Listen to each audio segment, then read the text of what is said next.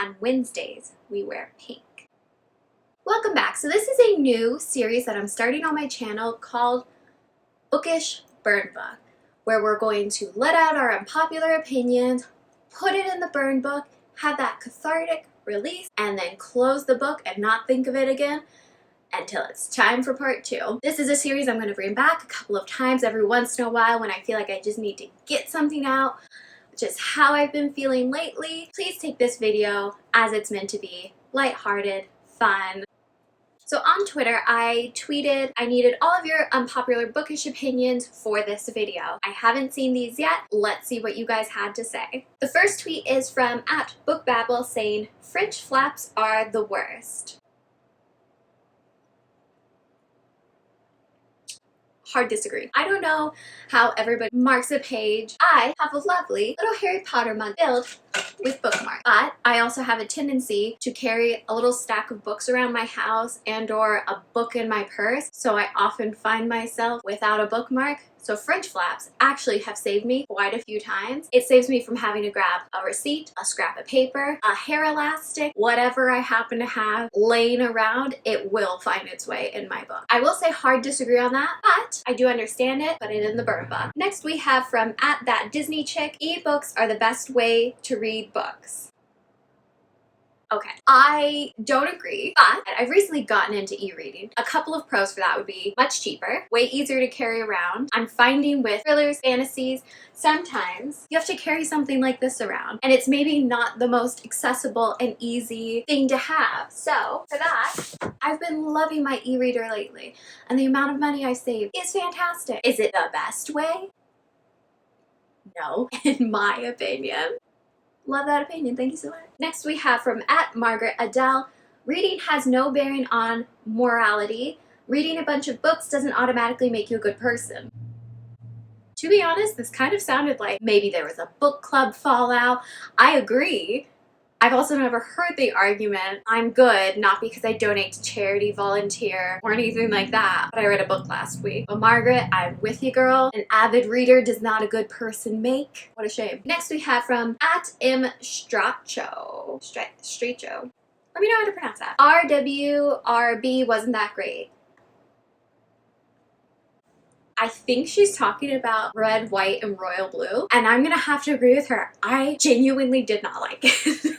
And I know it's very beloved. Everybody who reads it can't stop talking about it. To be honest, I think I DNF'd it with like 30 pages to go because I was like, yeah, I get it. You know what I mean? When you kind of like skim read the last 50 pages, I tear it off and then I skip read lines just to get it over with. I hard agree on that. Next we have from @YBookPrincess. Six of Crows is overrated and The Raven Boys is also a bit boring. Or maybe I just have the worst luck with books that have birds on the cover. So for that one, I'm actually gonna say 50-50. I loved Six of Crows. I think a distinction should be made. I'm just throwing this out here. When reading middle grade and YA, I don't judge them, not saying this is what she does, as I would judge adult fiction. I don't have the same critical eye. I go into it like you would go in to watch a Disney movie. I don't go in and watch Toy Story and get super analytical and point out all the consistency issues of Woody's character and how Buzz maybe doesn't have the best character arc.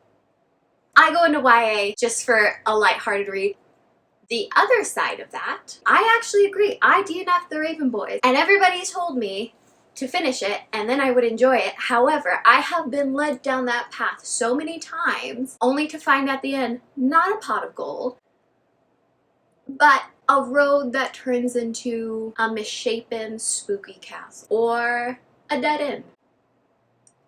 Now I'm going to share a couple of my unpopular book opinions, and then we are going to put all the opinions in the burn book and close it up, and our cathartic reading will be done. One unpopular bookish opinion that I feel needs to be written down in the burn book, and I know this is controversial to say considering I just got on here. So I guess my unpopular opinion would be it is okay to have a difference of opinion. It doesn't mean you can't be friends. It doesn't mean you can't appreciate someone else's position. If everybody is having a polite and decent conversation, we should all be able to have our opinions on things. My second unpopular bookish opinion would be that I genuinely did not enjoy The Nightingale by Kristen. I had a friend that told me it was her favorite book of all time. I had to read it. I would not regret it. And then I did. And then I did. Red Regret. It was so bad. It wasn't bad.